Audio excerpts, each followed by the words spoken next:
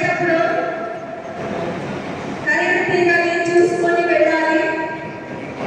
so మనకి current శాఖ వాళ్ళు, అలాగే పోలీస్ శాఖ వాళ్ళు, మున్సిపాలిటీ శాఖ వాళ్ళు అందరూ చెప్పినట్టు పాటించాలని